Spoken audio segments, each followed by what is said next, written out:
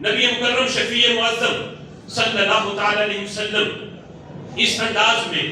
اس کا تعارف کرواتے ہوئے یہ بھی بیان کیا، میرے آقا علیہ الصلوۃ والسلام نے مثال دے کر اس کی وضاحت کی، یعنی آج اپنے اس مسلک کے نام کا تحفظ اور اس کا اپنے نام کے ساتھ لیبل لگانا یہ کتنا ضروری ہے۔ آج دیکھو کتنے فتنے ہیں، ایک طرف حاجیت، آج یہود و نصارہ سے اپنا ایمان بچانا آسان ہے، ہمیں جب پتہ چل جائے فلاں بندہ یہودی ہے ہم سلامی نہیں لیں گے، پتہ چلے قادیانی ہے ہم اس کی طرف دیکھیں گے نہیں، کہ کہیں دیکھنے سے نظر بھی ناپاک نہ ہو جائے، پتہ چلے عیسائی ہے ہم بیٹھنا دوبارہ نہیں کریں گے۔ لیکن ایک بندہ جب قرآن ہاتھ میں پکڑ کے محبت خدا کا لیبل تمہیں دکھا کے، محبت صحابہ کا لیبل دکھا کے دکھائے تو تم کہو گے کہ یہ تو اللہ کا بڑا محب ہے، یہ تو بڑا توحید کا محافظ ہے، یہ تو بڑا صحابہ کے گن گانے والا ہے، تو آپ سمجھو کہ شاید اپنا ہے۔ لیکن جب پاس جا کے بیٹھو لیبل محبت صحابہ کا، محبت خدا کا دکھا کر تمہاری رگوں میں بغض نبی اور بغض اہل بیت کا زہر بنیں گے۔ یہ ہے خارجیت، اور دوسری طرف ہے رافضیت۔ لیبل ان کے پاس بھی بڑا پاک ہے، اور وہ ہے محبت اہل بیت والا، وہ ہے محبت علی والا، محبت حضرت امام حسین رضی اللہ تعالی عنہ والا۔ لیبل بڑا پاک ہے، یہ دکھائیں گے، اور سنی کی مجبوری ہے جہاں یہ دیکھتا ہے وہاں کھینچا چلا جاتا ہے، بے شک سمجھتا ہے کہ شاید مجھے محبت اہل بیت کا یہاں سے جام ملے گا، لیکن لیبل دکھا کے جب وہ جام نہیں تمہارے اندر بغض صحابہ کا زہر بنتے ہیں، اور یہ پتہ ہی نہیں چلتا، بندہ سمجھ رہا ہوتا ہے کہ مجھے محبت اہل بیت مل رہی ہے، لیکن پتہ اس وقت چلتا ہے جب معاملہ کوسوں دور جا چکا ہوتا ہے اور واپس پلٹنا بندے کے لیے مشکل بن جاتا ہے۔ پھر بندے کا عقیدہ یہ بن جاتا ہے محبت سے اہل بیت تب کامل ہوگی جب دل میں معاذ اللہ صدیق اکبر کا بغض ہوگا، محبت اہل بیت تب کامل ہے جب حضرت فاروق اعظم کا بغض ہوگا، اسے بندہ حقیقی اہل بیت کی محبت سمجھتا ہے۔ لیکن میرے بھائیوں، یہ اہل سنت ہے، میرے آقا فرماتے میرے طریقے پہ ہو، میرے صحابہ کے طریقے پہ ہو، جہاں نبی کا طریقہ بھی لینا ہے اور نبی کے صحابہ کا طریقہ بھی لینا ہے۔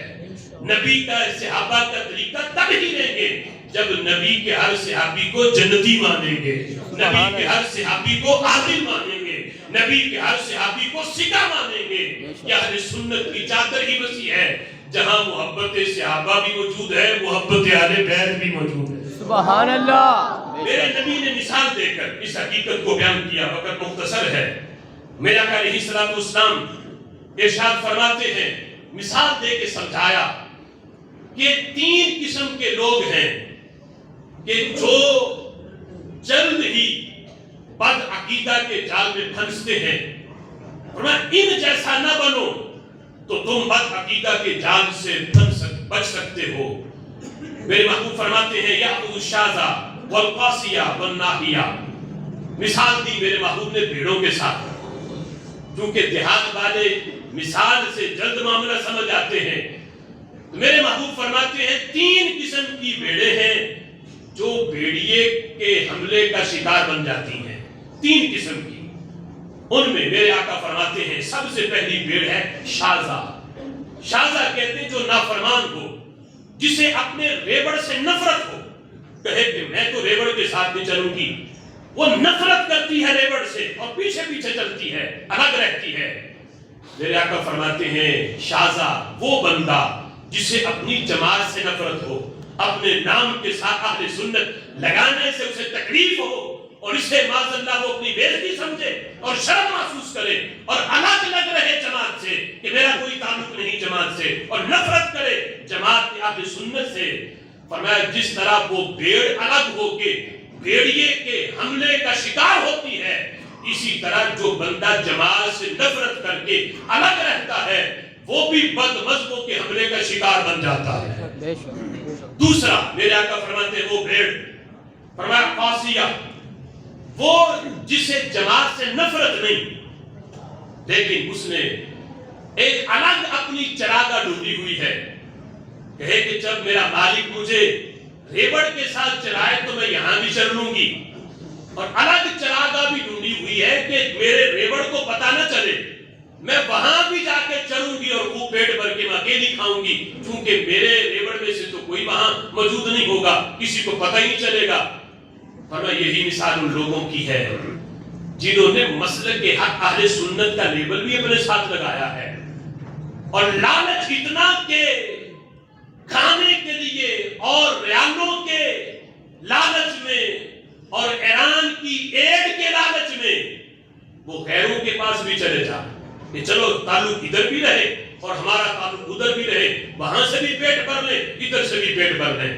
میرے آقا فرماتے ہیں جو بھیڑ اپنی جماعت سے اس وجہ سے لالچ کی وجہ سے الگ ہوتی ہے وہ بھی بھیڑیے کے حملے کی شکار بن جاتی ہے۔ اور اسی طرح کوئی لالچ کرے کہ چلو محفل میلاد ہوگی وہاں بھی چلا جاؤں گا، اور اگر کوئی مجلس کروائے تو وہاں بھی چلا جاؤں گا، لیکن وہاں بھی پیٹ بھر کے کھانے کو ملے گا۔ اور میں ایسا بندہ جو محض لالچ کی وجہ سے غیروں کے پاس جاتا ہے، فرمایا وہ بھی بد مذہبوں کے حملے کا شکار بن جاتا ہے۔ تیسرا میرے آقا فرماتے ہیں ناحیہ، تیسری بھیڑ وہ ہے کہ جسے اپنے ریوڑ سے بھی نفرت نہیں محبت بڑی ہے، انس بڑا ہے، وہ لالچ کی وجہ سے کسی اور چراگاہ میں بھی نہیں جاتی، یعنی وہاں بھی نہیں جاتی، جماعت سے بھی محبت ہے، انس ہے، کوئی الگ چراگاہ بھی نہیں بنائی ہوئی، لیکن بس غفلت ہے، سستی ہے کہ جہاں موقع ملے اپنی تعداد شو کرنے کا تو محض وہ بھیڑ سستی اور کاہلی کی وجہ سے پیچھے رہ جاتی ہے۔ محبت ہے اسے ریوڑ سے لیکن محض سستی کی وجہ سے وہ ریوڑ سے پیچھے رہ جاتی ہے، غفلت کرتی ہے، سستی کرتی ہے۔ میرے آقا فرماتے ہیں جس طریقے سے بھی جب تم جماعت کو چھوڑو گے، چاہے وہ سستی ہو، لالچ ہو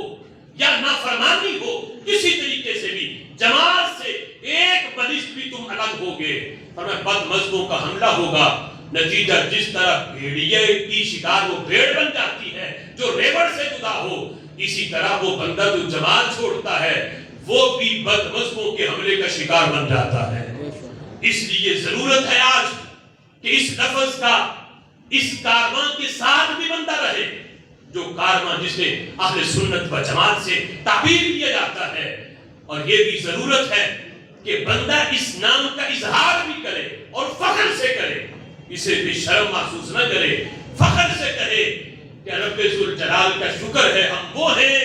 اس جماعت سے ہمارا تعلق ہے جس جماعت کا تلفظ میرے نبی نے اپنی زبان سے کیا ہے۔ سبحان اللہ۔